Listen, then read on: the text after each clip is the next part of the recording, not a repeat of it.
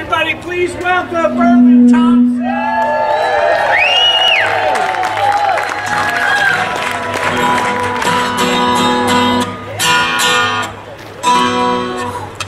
Man, sorry y'all, I was back there. I lost total track of time. I didn't even know I was on. I looked out here and saw everybody gathered and wondered what the hell is everybody waiting for out there. So you good? Is that going to work for you out there? Yeah.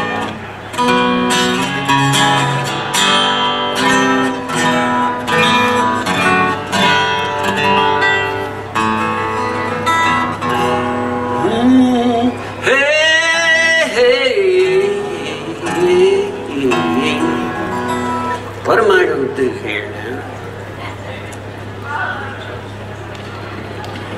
Hey, who was that I was hearing on the main stage over there just now? A.J. Lee and Blues. Man, that sounded so good.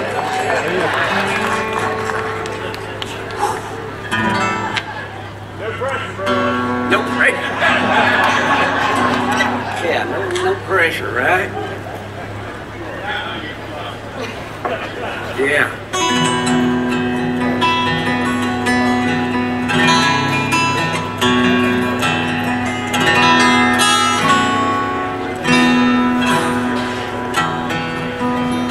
Just let me get into it here a second.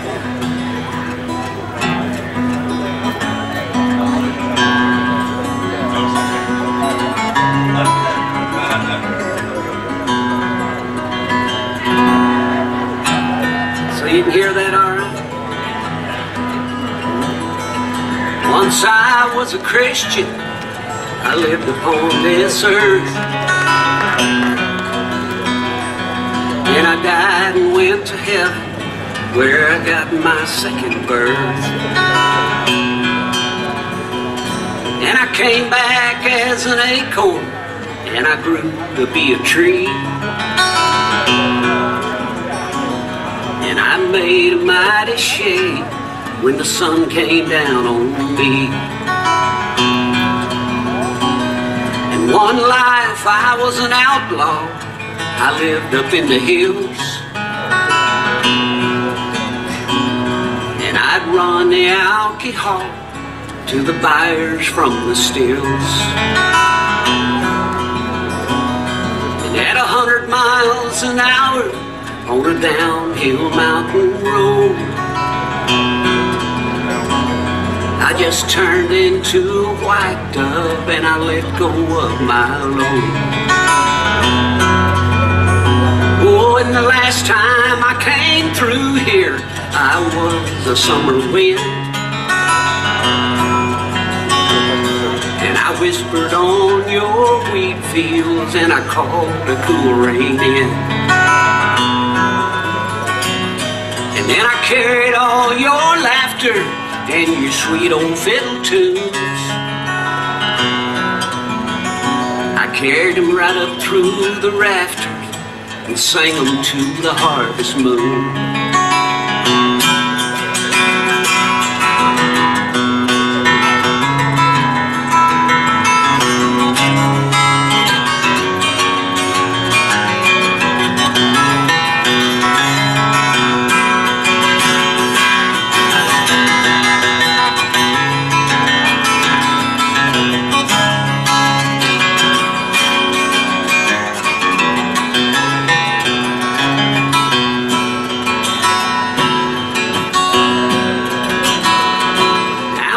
I was a singer and music was my church, and I put myself through hell trying to write the perfect verse. So I came back as a chorus. That's the best part of the song, 'cause all your friends remember and they all sing along.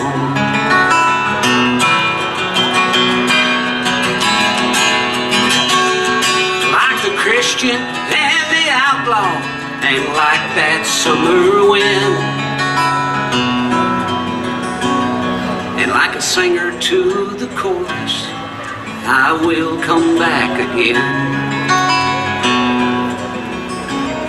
Like a singer to the chorus, I will come back again.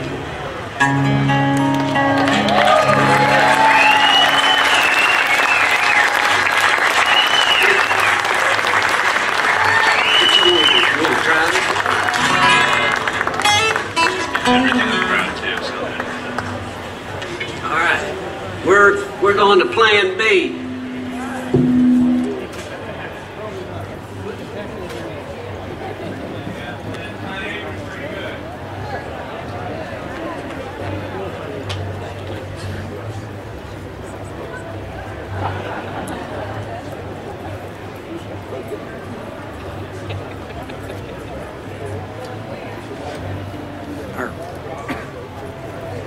One we're on two, yeah.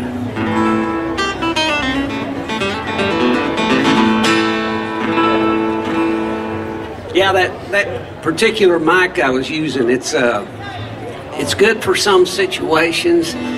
I've tried it over here on this stage before, and it doesn't like this concrete floor and this metal roof up here. So these guys were prepared to jump to Plan B. So.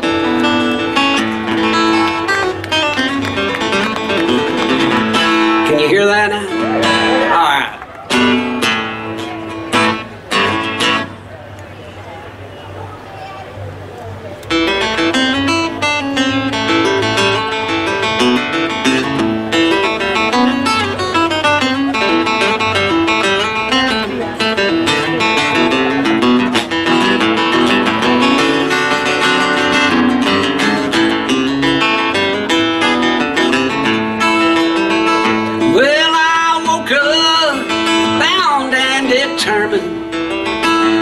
That I would not light up today. Yeah, but one drag would sure enough stop my shaking, Lord. And right now I could go either way. That angel, get off of my shoulder. That angel, won't you let me be? Standing at the crossroads of temptation and salvation street. Well, I know the cap is on the bottle, and the bottle is right there on that shelf. To take it or leave it, Lord. Tell me, how am I supposed to help myself? Everybody, bad angel, get off of my shoulder. Bad angel, won't you let me be? I'm standing at that crossroads of temptation and salvation street.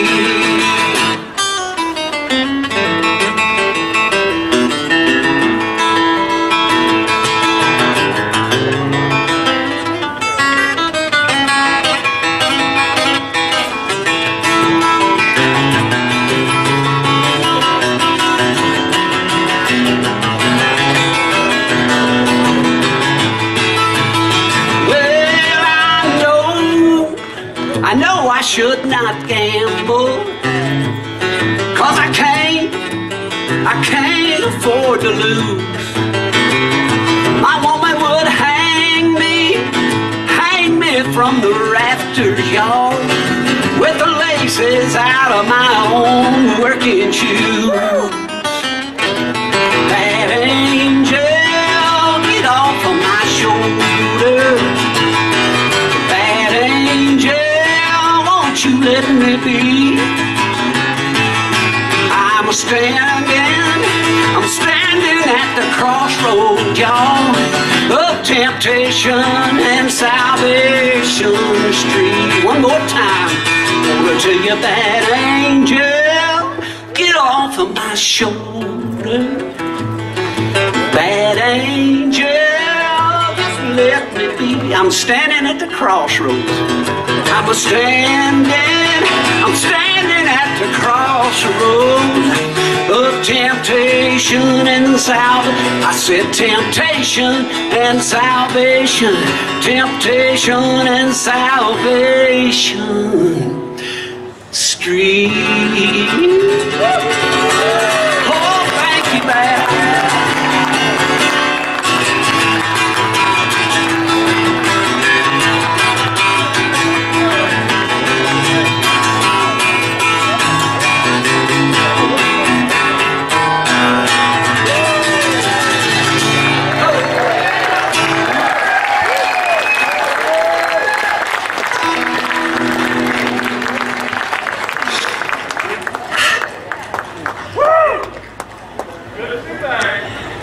Good to be back, that's for sure.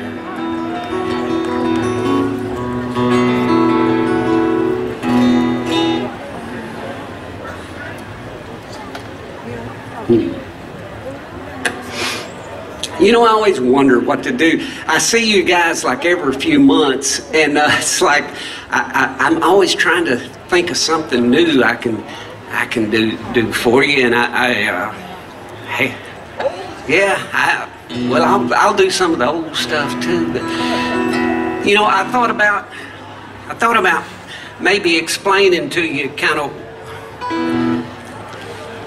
what got me started in all this. I grew up out there in Oklahoma, and Oklahoma's got all kinds of characters, all kinds of storytellers, and we're at in a little place called Binger. It's west of Oklahoma City, about an hour. You probably never been there. Nobody ever goes there. There ain't no reason to. But yeah, man, I could walk out in my yard on any given day, and I could turn my ear towards, let's say, towards the north, and on the wind I could hear songs coming from up around Tulsa. Leon Russell, J.J. Cale, blowing in from the north. I could turn my ear over towards the east. About 40 miles east of me, I could hear Roger Miller on the wind over there in Frederick, Oklahoma. I could turn it down towards the south, and I could hear Reba McEntire for one, Vince Gill, Kevin Welch. I could hear a young man by the name of Jimmy Webb, who was like 18 years old at the time, writing songs like Wichita Lineman and By the Time I Get to Phoenix and all that kind of stuff. And then I could turn my ear over to the east, and I could hear Vince Gill. Garth Brooks was 30 miles from Binger. So, but even before that, when I was just a little bitty kid, I would listen to the AM radio, because that's all we could get out there. And I became enamored with the story songs. I would hear a lot of good old country songs, because that's all we really could get as the country radio stations. But it seems like the ones I was drawn to were the storytellers, you know, like the Merle Haggards and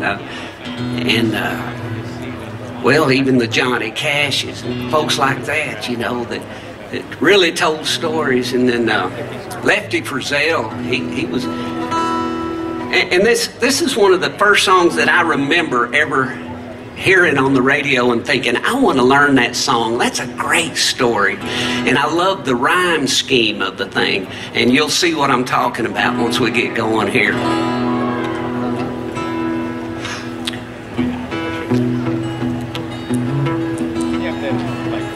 Well, I was born in Saginaw, Michigan. I grew up in a house on Saginaw Bay.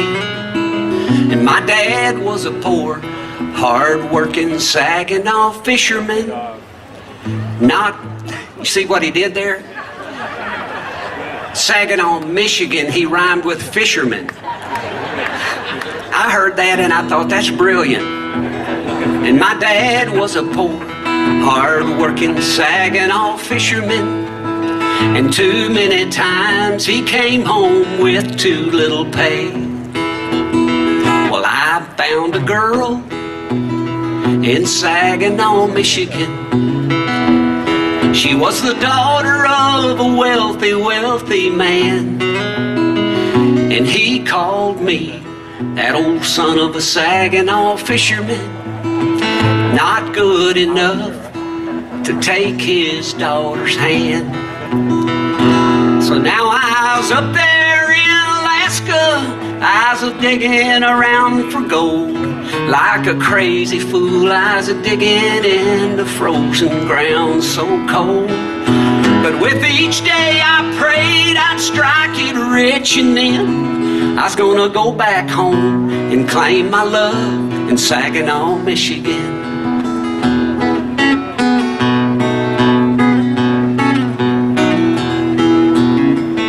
Well, I wrote my love back in Saginaw, Michigan.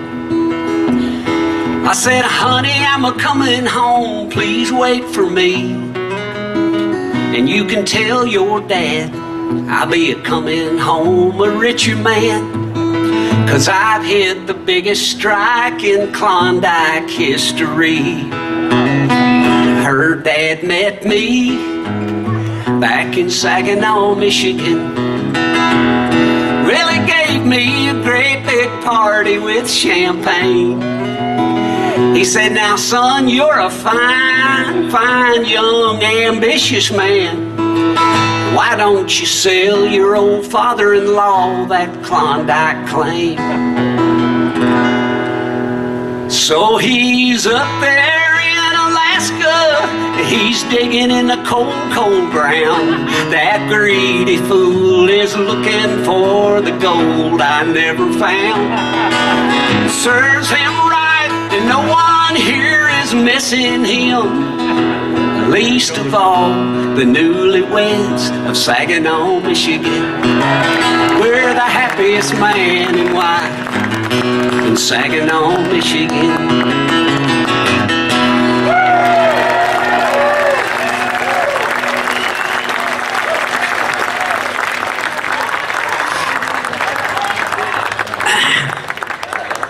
See, you can see why I fell in love with that kind of stuff. I just thought, man, if I could sing songs that told stories like that, I'd be happy for the rest of my life. And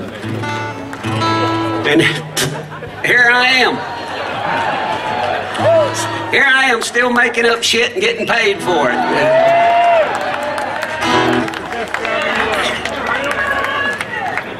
What's that?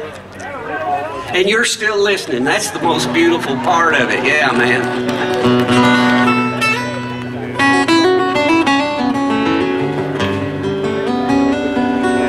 Speaking of stories,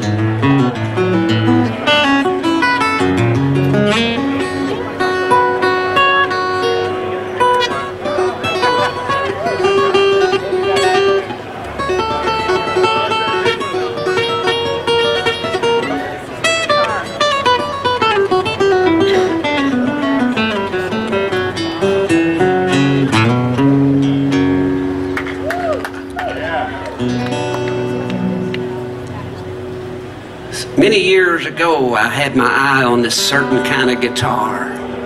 It was called a bourgeois guitar. The man that built them was named Dana Bourgeois.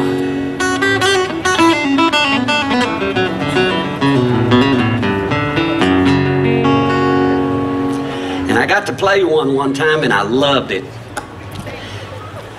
And I said, I gotta have one of those. So I was over at my buddy Guy Clark's house one day, and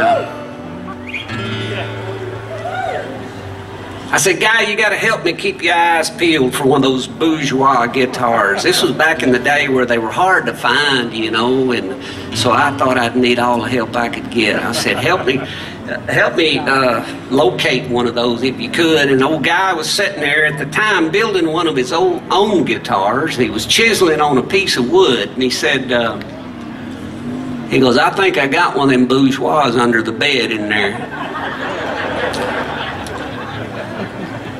I said, Guy, you don't have a bourgeois under your bed. He said, I think I do. Go in there and look. So I went in there and took a look under his old bed, and there was a dusty old case in there, and I pulled it out, unlatched every one of them latches, and slowly opened it up, and there it was, lo and behold, a bourgeois guitar under Guy Clark's bed. I took it back in there to his office where he was still working on that guitar, and I said, Guy, this is exactly what I want. Can I buy this from you? And he said, no, just take it. I said, no, I can't just take it, Guy. Let me pay you for it. And he said, no, just take it. And we argued back and forth for a while, and I finally decided, well, I came up with an idea that I thought would make us both happy. I said, Guy, I want this guitar, and you won't let me buy it, so how about I'll just take it into my custody, but it'll always be your guitar. How's that sound? And to me, that was it was kind of a romantic idea in a way, you know, and I almost had a little tear starting to trickle down my old weather-beaten cheek there. And, yeah, I was getting emotional. It'll be in my custody, but it'll always be your guitar. What do you think, Guy? Guy said, whatever.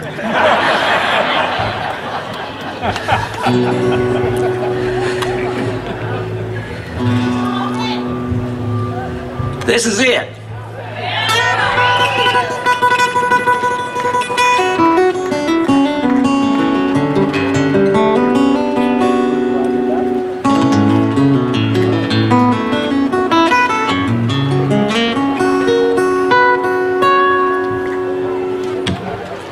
I was passing by a pawn shop over in the older part of town when something caught my eye, and I stopped and I turned around and I went inside, and there I spied,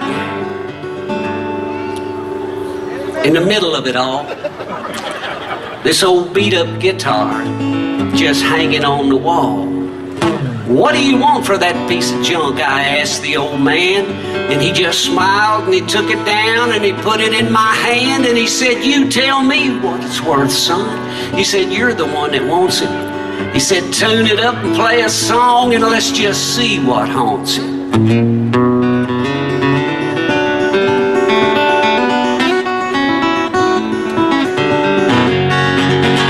So I hit a couple chords in my old country way of strumming, and then my fingers turned to lightning. Man, I never saw it coming.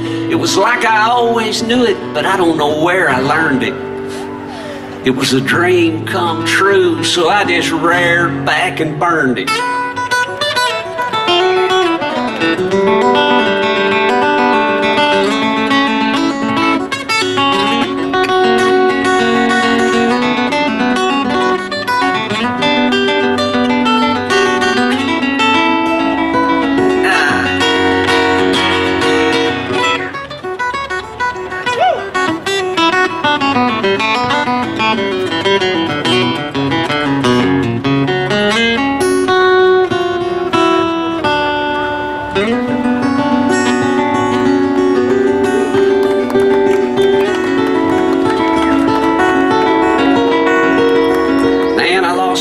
Track of time. There was nothing I couldn't pick. Up and down the neck, I never missed a lick. It was like that guitar played itself, and there was nothing I could even do. It was getting kind of hard to tell just who was playing who. And when I finally finished, I was almost out of breath, and my old hands were shaking, and my old shirt was soaking wet. And that old man jumped up and grinned, and he said, where in the hell have you been? He said, I've been waiting all these years for you to stumble in. And he grabs an old beat-up case. He said, go on, man, pack it up. He said, you don't owe me nothing. But when he said good luck, there was something spooky in his voice. There was a strange look on his face. And when I closed the lid, I saw my name was on that case.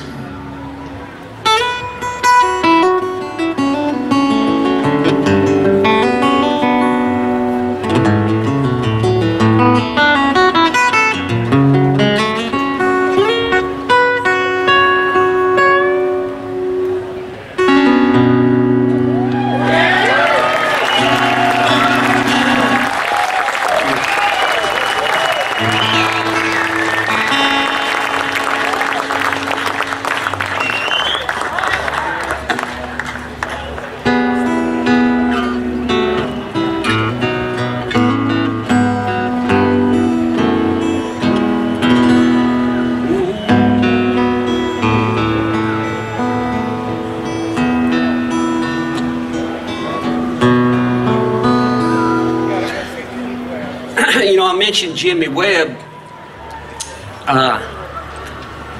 Our friend Sean Camp is in the running for. They're making they're writing a play about Jimmy Webb's life, and they've been talking to Sean about maybe playing the part of Glenn Campbell. Wouldn't that be something? I'm pretty sure he's going to get the part.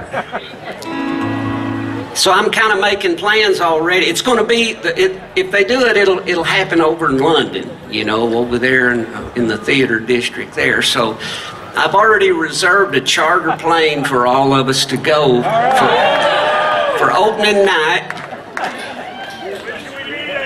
And I'll let you know the details.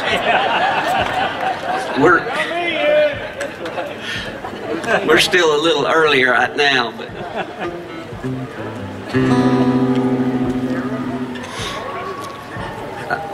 well, hell, all this talk about Jimmy Webb. Let's do a Jimmy Webb song.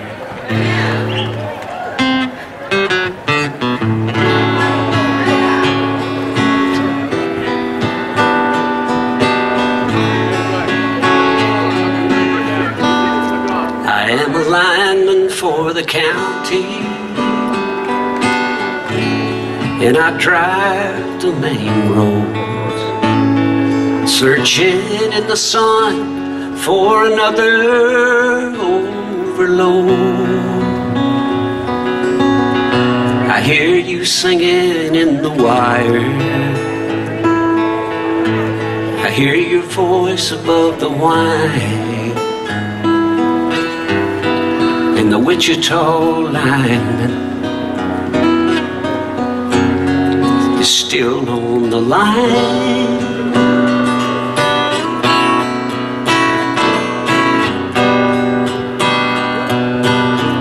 I know I need a small vacation, but it don't look like rain. And if it snows, that stretch down south won't ever stand the strain. And I need you more than want you, and I want you for all time. And the Wichita lineman is still on the line.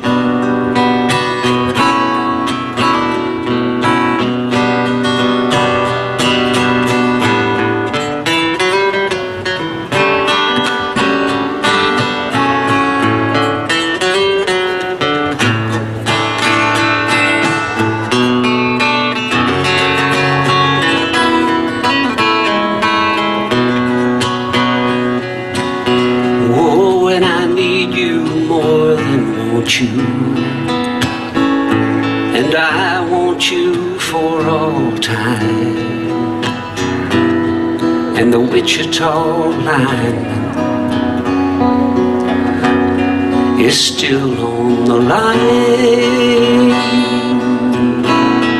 still on the line, still on the line.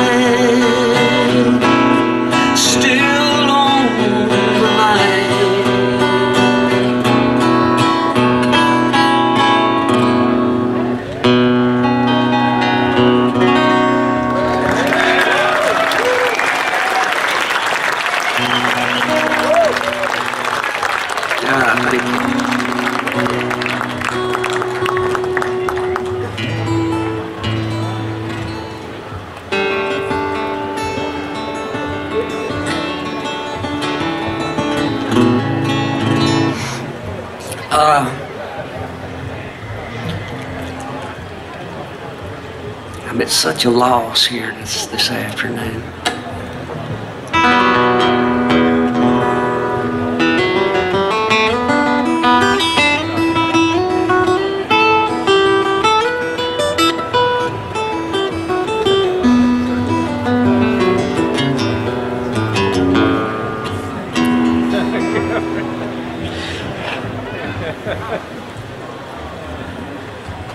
Now, Lord, if I die in this city, I pray my soul you will save. Carry me back to the mountains and bury me in a hillbilly grave. Bury me in a hillbilly grave.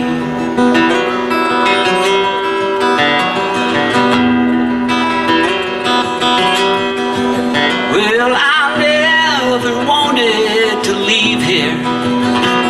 My roots were deep and strong, but it makes no sense to be where all good hope is gone. Where all good hope is gone.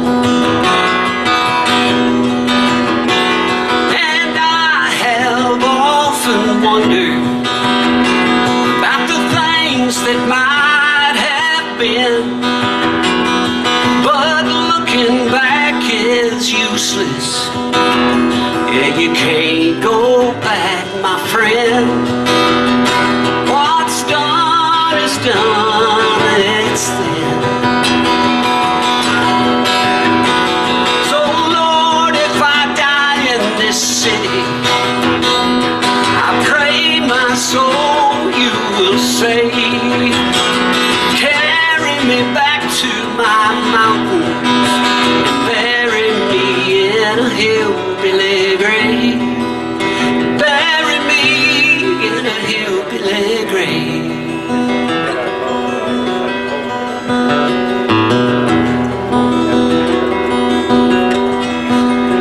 The tall buildings made long shadows, and they hide a sinner well. But hiding is not living, and I'm living hell. Lord knows I'm living hell. So Lord, if I die in this city, I pray my soul will say. Carry me back to my mountains and bury me in a hillbilly grave. Bury me in a hillbilly grave.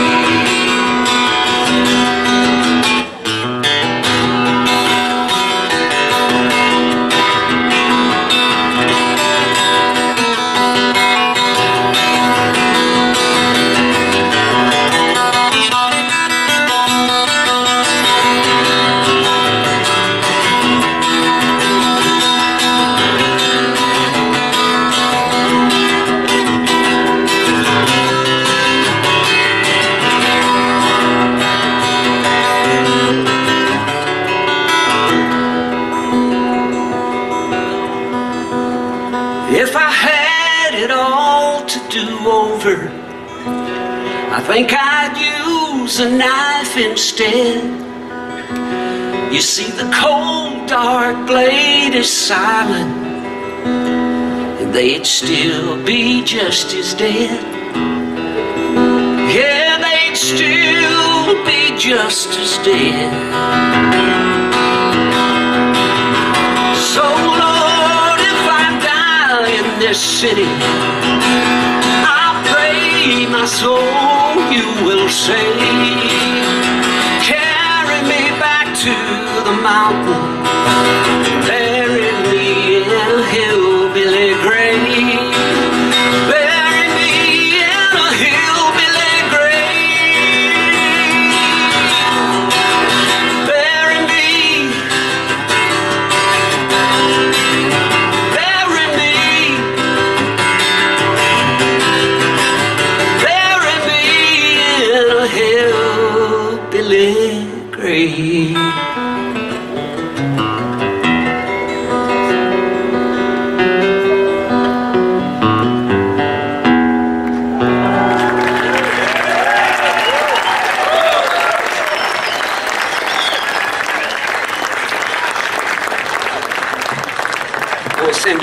out to my old buddy Frank Serio that I wrote that with him and Sue Cunningham. Frank,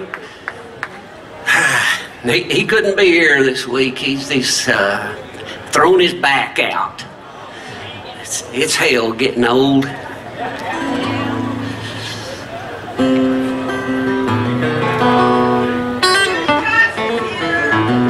What? That's right, Kenny Cox is here. Just imagine if he and Frank both were here.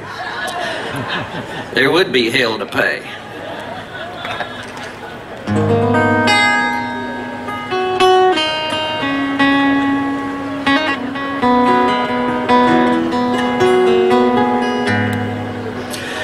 Speaking of Sue Cunningham, this is a song Frank and I wrote for Sue after she passed away, and Frank was kind of going through the grieving process, and he said, I need to write a song to get some of this out of my system. I said, well, what are you thinking about, man? He said, I don't know. I don't really have any good ideas. And we were sitting there in Sue's kitchen, as a matter of fact, and he opened one of the kitchen drawers, and there was a whole collection of little Post-it notes that apparently they used to hide around the house for each other. And on one side of the Post-it note it would say, I love you more than anything. And you flip it over and on the back it would say, I love you more than everything. And so they would, that was a little thing they did around the house, you know, and there's a drawer full of those things. And I said, here's our song right here in this drawer, man. And so anyway, we sat there in Sue's kitchen and kind of just let her speak to us. And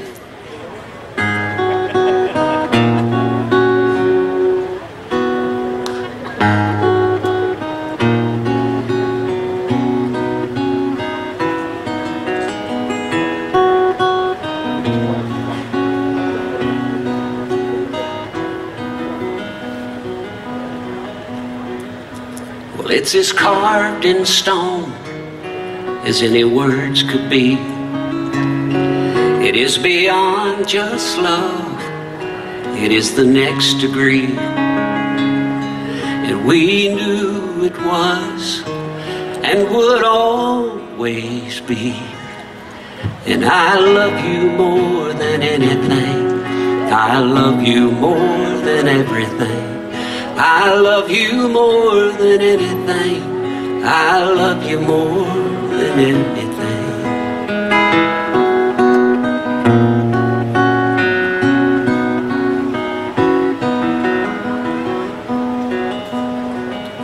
Well, it's the stars that hang up in the ding-dang sky. It's your fiddle tunes and your butterflies. It's you humming Lorena's lullaby. And I love you more than everything, I love you more than anything. I love you more than anything, I love you more than everything.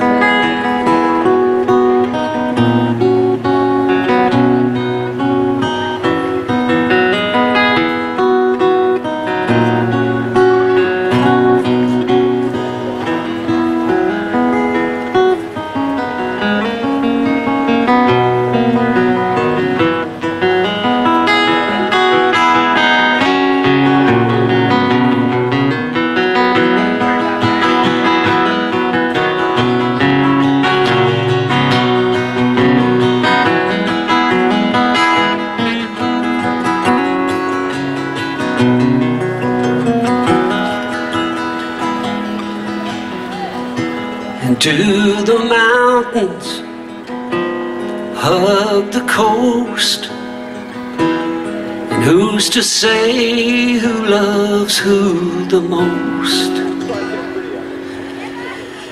It's as carved in stone as any words could be. It is beyond just love, it is the next degree. we knew it was and would always be. I love you more than anything. I love you more than everything. I love you more than anything. I love you more than everything. I love you more than everything. I love you more than anything.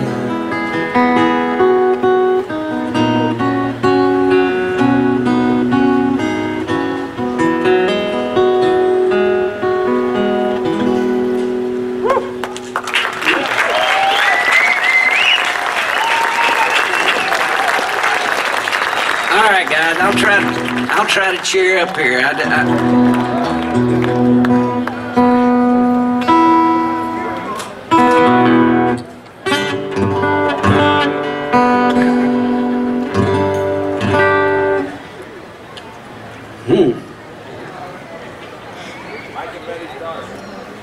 Yeah, that's a good idea. That'll cheer me up. That'll cheer me up.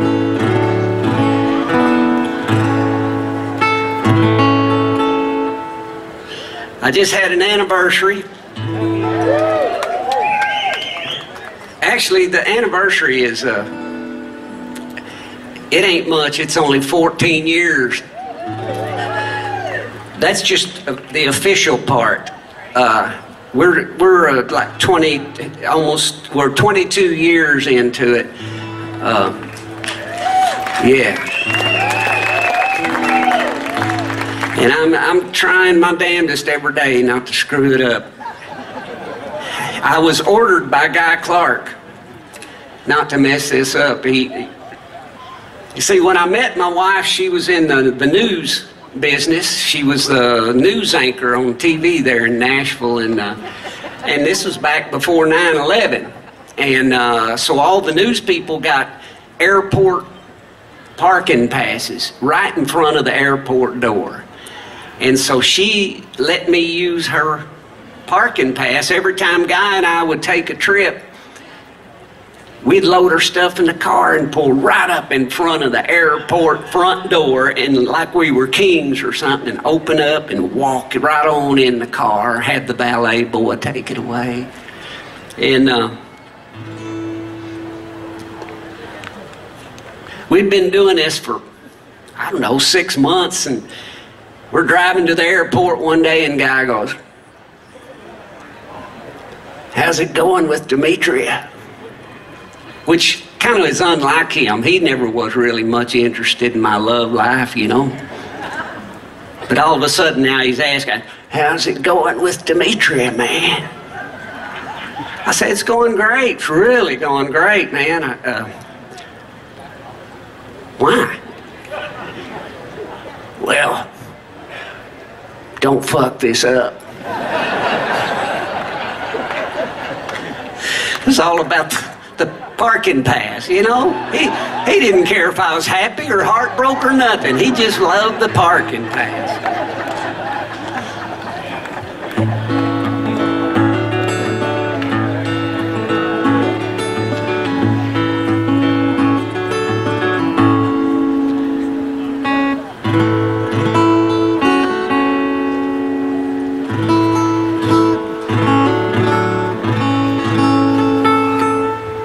I forgot my tuner back there, and I ain't gonna stop and go back and get it, so what the hell. So one day, now if you ask Demetria, my wife, if you ask her how we got together, she'll tell you that, basically, she'll tell you she stalked me. She didn't. She came to a few shows that Guy and I played at, because she loved Guy Clark. And I would see her in the front row, and I knew her from TV. And I would say, "Guy, man, the news girl loves you, man. She comes to every show." And about the 4th show in a row, it was before the show, I was back in the dressing room, tuning up, and Guy walked in, and he said, "Verlon, Demetria's out there in the hall. You ought to go out and talk to her. I said, no, man, she probably wants to visit with you. She comes to every one of your shows. He goes, no. She likes you. I said, she don't like me. What are you talking? He goes, yep, she just told me she likes you. Now get out there. And he shoved me through the dressing room door, and there she stood in the hallway. She's standing there waiting for me. And I immediately got down on my knees and proposed to her right there. Because Guy, you know, I always try to keep Guy happy. But to hear her tell it, she's like, no, I was coming to those shows watching you, and I was trying to get your attention, and you were ignoring me. And I said, I wasn't ignoring you. I just was dumb. And so we'd been together now for about 8 years dating. And things were going well. And I was really happy and just thinking, man, I got this, you know. And she comes up to me one day and she says, now, Verlon, I need to talk to you about something. And she said, I kind of hate to even bring it up, but she said, I've been listening to your songs now for 8 years. You got songs about dogs and trucks and guitars and everything in the world. And she said, maybe I've missed it, but she said, I don't think I've been mentioned in any of those songs.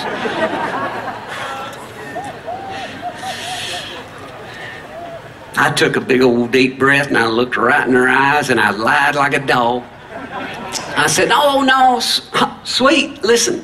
I said, you're right.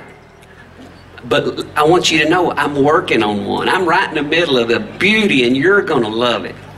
And she immediately went, oh, I knew it. I'm sorry I even said anything. I shouldn't have. I feel terrible. I said, no, it's okay. Don't worry about it. So she turns and walks away, and I'm thinking, damn, I painted myself right into a corner now, because now I got to write one, and it better be good. And you know how things go when you're under pressure. It's hard to perform when you're under pressure like that. And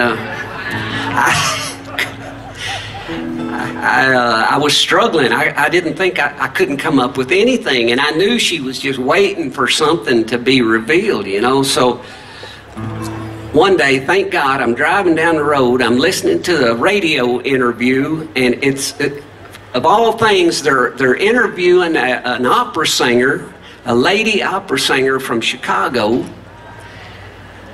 who happens, that's where my wife is from Chicago. And this lady opera singer from Chicago was married to a hog farmer from Illinois. Of all things. Now, I ain't a hog farmer from Illinois, but I'm a guitar picker from Oklahoma. There ain't that much difference. So this caught my attention, and I started zeroing in on this conversation. And they finally came to the big question. They said, now, ma'am, we just got to ask you, it's interesting because your hog farmer husband's been sitting out here in the studio with his back to the wall this whole hour, and he hadn't said a word. He hadn't made a sound. He's obviously either backwards or shy or both. And we're just wondering how a beautiful opera singing girl from Chicago wound up with a hog farmer from Illinois. And there was some dead air there for a minute. Silence. You could tell she's thinking. She said, well, I merely chased him till he caught me. I said, that's it. That's it. That's my idea. So I don't know who that opera singing lady is. I don't know what her name is, or that hog farmer either, but I want to thank them both for the idea of this song, because it saved my ass. She chased me till I caught her, and I'm lucky to be found. You see, Mike and Betty's daughter, she turned my life around.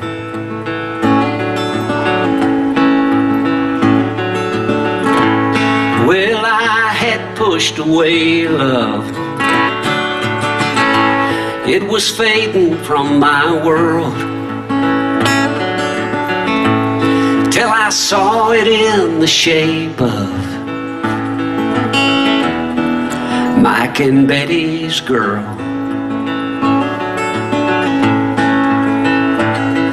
When I shake her daddy's hand, I can see him in her eyes, and he gave her that smooth and easy going. Oh, and bless her darling mother, that's where the beauty lies. And my life is a better life just knowing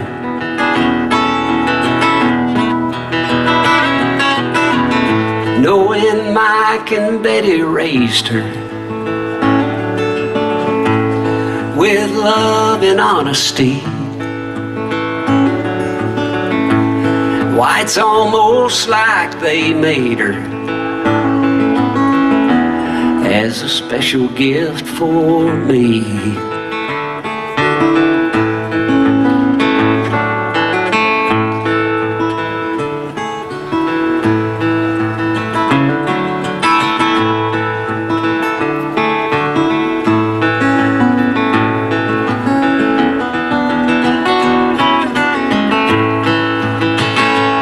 Somehow somebody watching from somewhere up above said, let's give him the best we have to offer. They said, let's find a perfect angel, a beauty full of love. Let's give him Mike and Betty's daughter.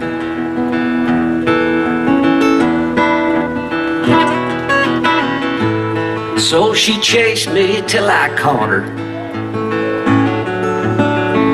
Oh, and I'm lucky to be found. You see, Mike and Betty's daughter, she turned my life around. And I thank God he sent her down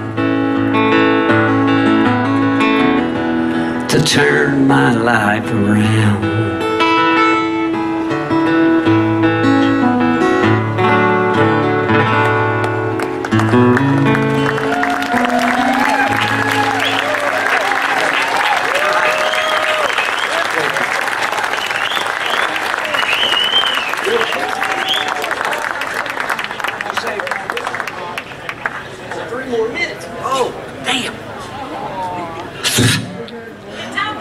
Yeah.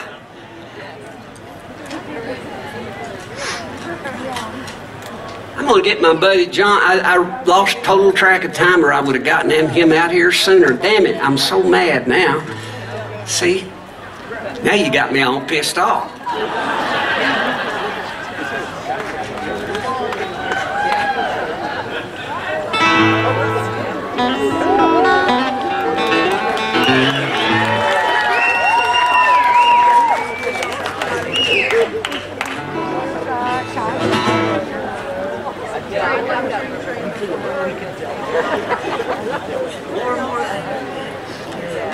Y'all know him, John Mailander.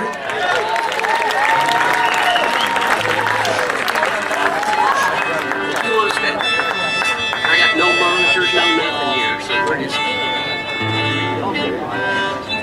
I'm working up here with no monitors, no nothing, so John, we're playing by, strictly by feel here, brother. Let me think here.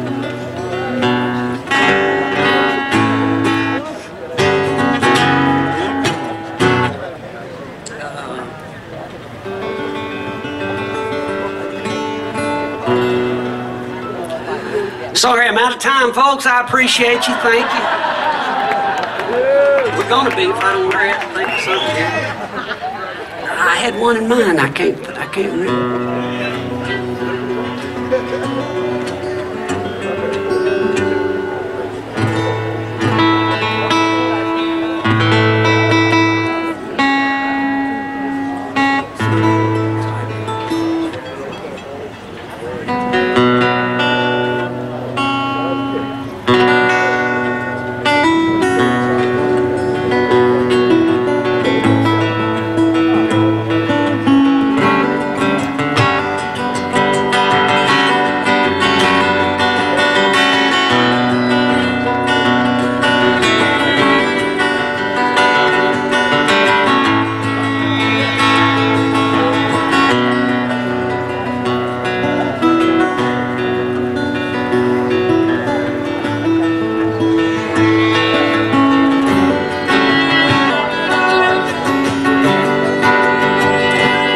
what it was, it ain't no more.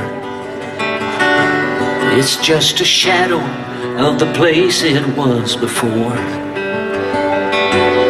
I see blackbirds, lonesome blackbirds, on our front porch swing, and in the backyard there ain't a flower to be seen. I see faces behind those empty eyes. I hear voices that I don't recognize. I could blame it on the years and the tears I'm looking through. Oh, but maybe it's just that I don't see you. Adelaide, you said if you love somebody, you set them free.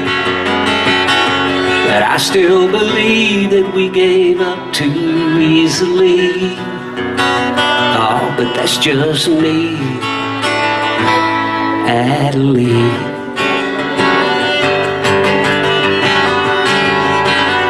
The last I heard, you were up in Roanoke. The preacher said he got the word through your kinfolk. They said you've been thinking about Savannah. You always did, I know. You'd fit right in there, girl, where all them wild roses grow. Adelaide, you said if you love somebody, you set them free. I still believe that we gave up too easily. But that's just me, Adelaide.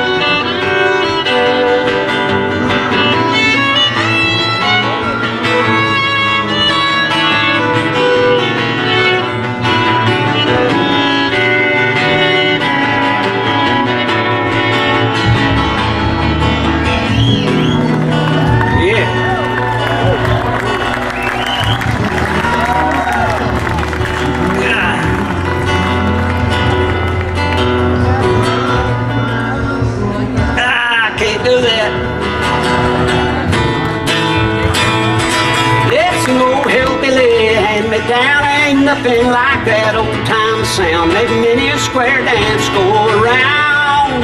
It's an old hillbilly hand me down. An old hillbilly hand me down. Ain't nothing like that old time sound. Make many a square dance go around. Oh, it's an old hillbilly hand me down. Oh, my great granddaddy made this fiddle. He carved it out of a maple tree. He strung it up with some old catgut, then he sent it on down the line to me. And then he carved his bow from a chestnut rail, and he haired it up with a stallion tail. It had a rattlesnake rattling round, and this old hillbilly hand me down. Oh, it's an old hillbilly hand me down. Ain't nothing like that old time sound. Made many a square dance go around. It's an old hillbilly hand me down.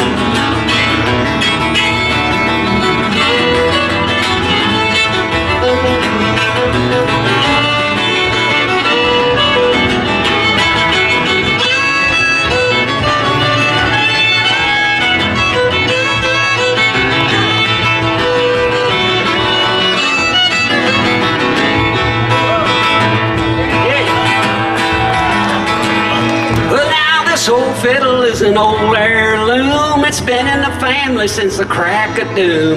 And I was lost until I found this old hillbilly hand-me-down. It's an old hillbilly hand-me-down. Ain't nothing like that old-time sound. Made many a square dance go around.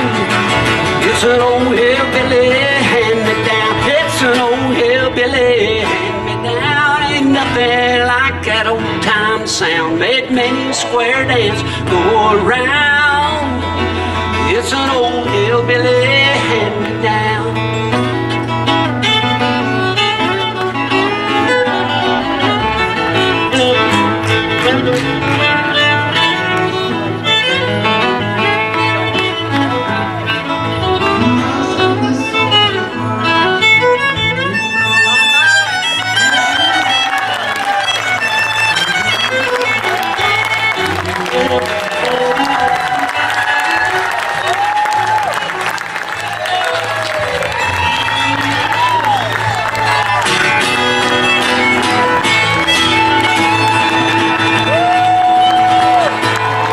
Thank y'all. Appreciate it. That's a tune I wrote, by the way, with my buddy Sean Camp and Guy Clark. Thank y'all.